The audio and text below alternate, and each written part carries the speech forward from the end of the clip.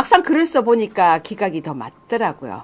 아니 정말로요. 글을 써보니까 기각이 더 맞아요. 그래서 각하보다 더 좋은 결론이 나올 거라고 보여집니다.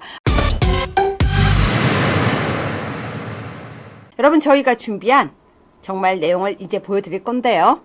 여러분 이 내용을 보시면 탄핵은 무조건 인용이 절대 안 된다는 걸 보실 수 있을 겁니다. 1번 뉴스 공개합니다. 정준길 변호사님께서 헌법재판소 결정문을 써보셨습니다. 저게 충격적 문서예요? 네, 써보셨습니다. 여러분 왜 이게 충격적 문서인지 제가 근거를 가지고 보여드리겠습니다. 오늘 아시아투데이 뉴스에는요. 정확하게 이렇게 나왔는데 결정문을 써봤습니다. 결정문을 정 변호사님이 결정문을 써봤습니다. 법조인들은요. 결정문을 써보면 확신이 들거든요. 근데 아무도 결정문을 써보려고 시도를 하지 않았습니다. 여러분 이제 확신하셔도 될 것 같습니다. 결정문을 지금부터 짧게 소개해 드릴 테니까 정 변호사님이 읽으실 거예요.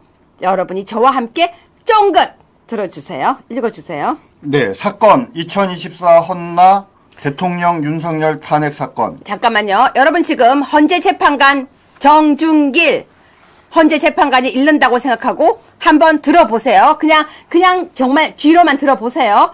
그러면 확신이 갈 겁니다. 시작해 주세요. 사건 2024 헌나 8 대통령 윤석열 탄핵 사건에 대한 선고를 하겠습니다. 청구인 국회, 피청구인 대통령 윤석열. 선고일시 2025년 3월 26일 14시 10분. 자, 주문은 맨 나중에 말씀드리겠습니다. 이유.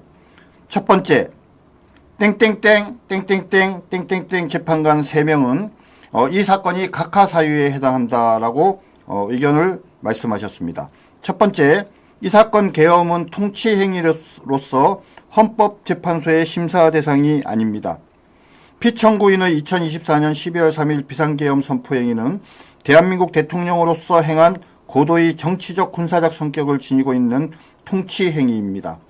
그 누구도 일견하여 헌법이나 법률에 위반되는 것으로서 명백하게 인정된다고 볼 수도 없고 국민의 기본권 침해와 직접 관련되었다고 볼 만한 특별한 사정이 있는 경우에도 해당하지 않습니다.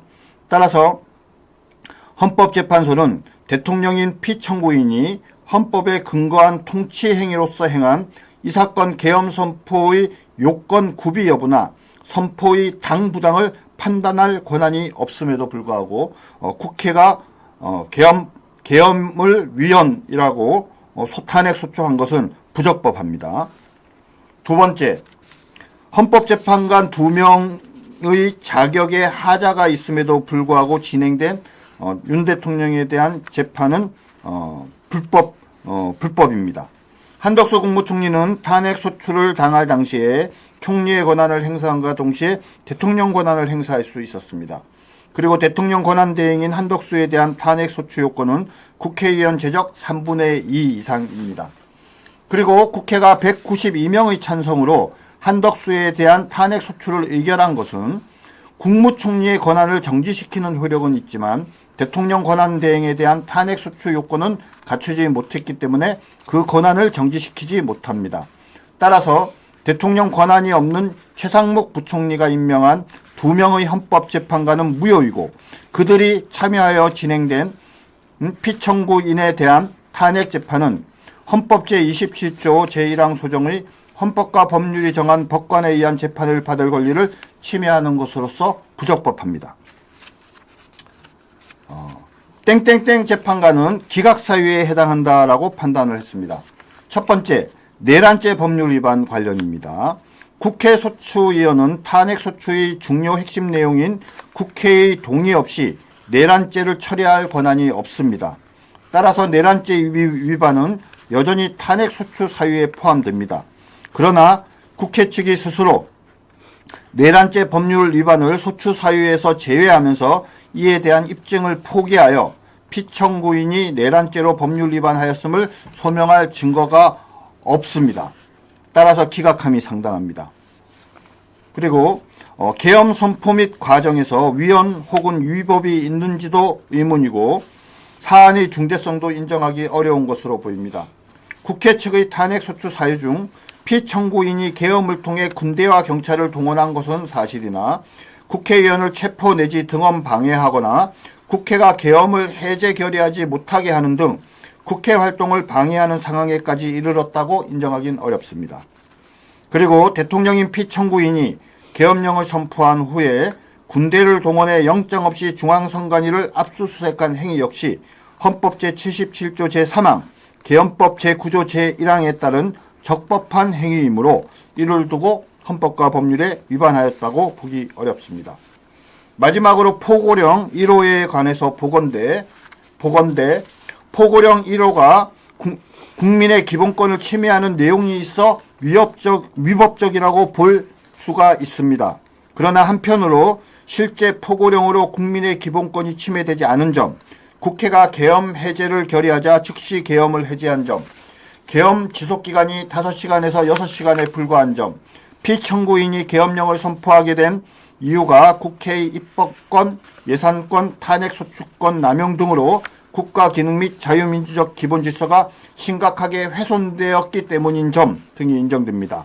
이와 같은 사정들을 종합적으로 비교 형량화해서 고려해보면 국민이 직접 선출한 대통령인 피청구인에 대한 국민의 신임을 박탈하여야 할 정도로 피청구인이 국민의 신임을 배반하여 파면을 정당할 수 있을 정도로 중대한 헌법이나 법률 위배가 있는 때에 해당한다고 인정하기 어렵습니다. 결론을 말씀드리겠습니다.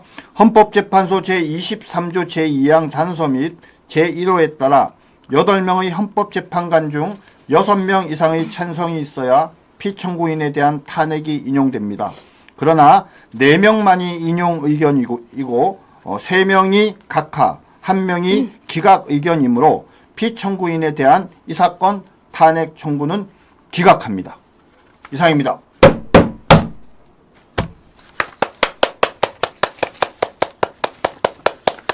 시청자 여러분 어떠십니까?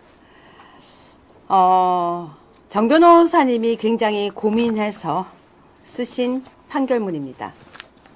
저는 감히 이렇게 말씀드리겠습니다.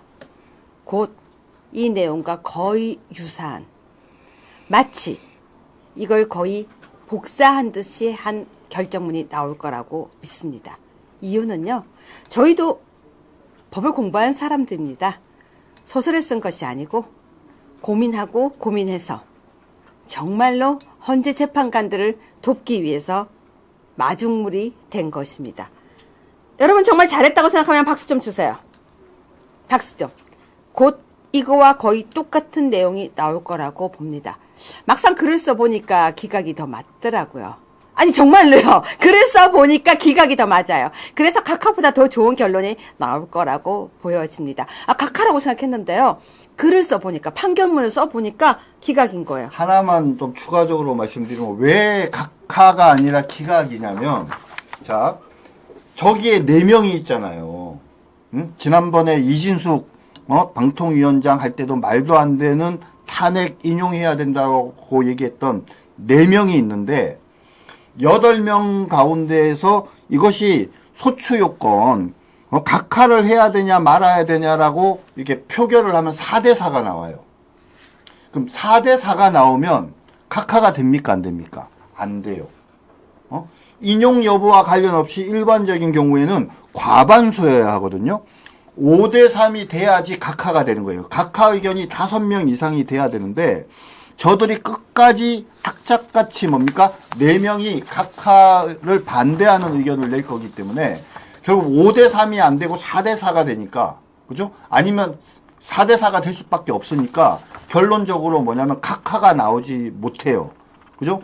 그러면 이제 기각이냐 아니냐로 가야 되는데 그 중에 3명은 끝까지 이건 각하가 맞다. 그러니까 더 나가서 기각이냐 인용이냐 여부를 살펴볼 필요가 없다라고 이야기를 하게 되는 건데 저들이 거꾸로 4명에서 추가적으로 자기네들에게 동의하는 사람을 만들어내지를 못한 거죠.